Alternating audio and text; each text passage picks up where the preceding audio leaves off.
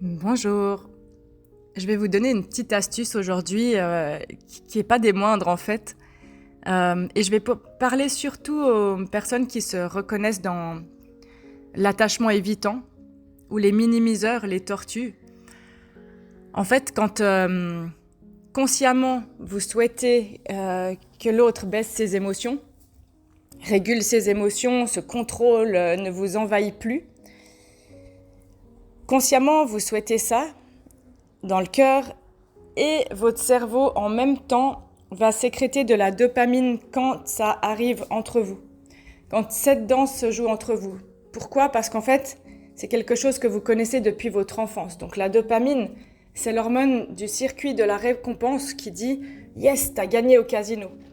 Et du coup, ce qui se passe, c'est quand je sens que mon partenaire, ma partenaire touche écoulé à une émotion, me poursuit, boude, explose, mon cerveau va sécréter cette hormone de récompense.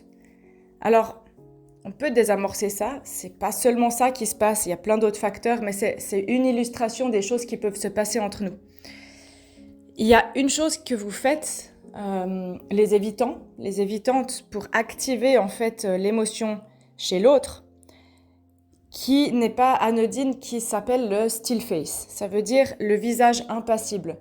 Vous pouvez en passant regarder sur YouTube les vidéos des still face pour comprendre d'où ça vient dans notre vie, dans notre enfance et comment ça se construit. À savoir que quand vous avez ce still face, il y a beaucoup de chances que vous ayez ça depuis que vous êtes tout petit, toute petite. En fait, ce qui se passe, c'est que dès que votre partenaire, en une fraction de seconde, capte avec ses yeux, avec ses sens, avec son regard que vous êtes là-dedans, ça lui appuie sur un énorme bouton rouge et là, vous devenez un activateur. Donc vous êtes juste un bouton rouge qui active 95% de son histoire. Ça veut dire que quand votre partenaire vous voit en visage statue, un peu figé comme ça, les yeux écarquillés ou bien les yeux qui fixent, en fait, avec un regard qui n'a pas d'expression faciale, pas de sourire, voilà, qui est plat, quoi. Et ben ça, c'est quelque chose que votre partenaire connaît bien dans son enfance, qui a été traumatique.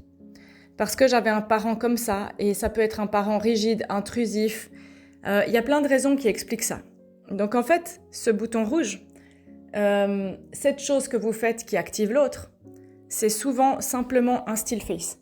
Alors ce que vous pouvez faire de votre côté, c'est tous les jours mettre un petit rappel sur votre téléphone, un petit post-it sur votre bureau de travail et identifier les moments où vous êtes en still face. Identifier les moments où vous avez un visage statue et identifier quand est-ce que j'envoie ça aux gens, au monde. Et en fait, qu'est-ce que les gens pensent quand j'envoie ça ?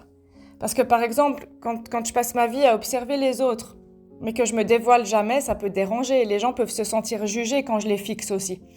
Donc, ayez beaucoup de compassion parce que vous vous rappelez l'attachement évitant. Vous avez une construction qui est liée à la honte, qui est très très forte. Donc, quand on commence à travailler sur soi et à se poser ce genre de questions, c'est pas toujours confortable à aller visiter et c'est pas grave.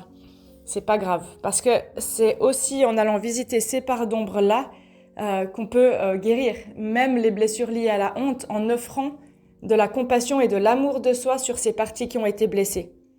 Voilà, donc si vous vous sentez envahi, submergé par l'émotion de l'autre, etc., et que des fois vous ne comprenez pas, c'est peut-être que vous étiez en statue.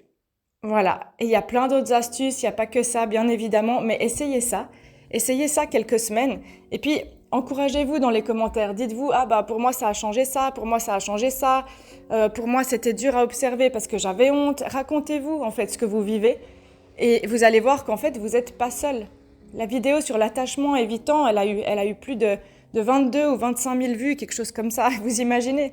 Donc ça, c'est plutôt tous les anxieux et les anxieuses qui vont aller farfouiller YouTube pour savoir comment sortir l'autre du still face. Donc là, je vais vraiment parler aux évitants. Et si vous avez un partenaire avec un attachement évitant, envoyez-lui ça à la limite avec un petit smiley, un petit cœur ou pour l'aider un petit peu. Voilà.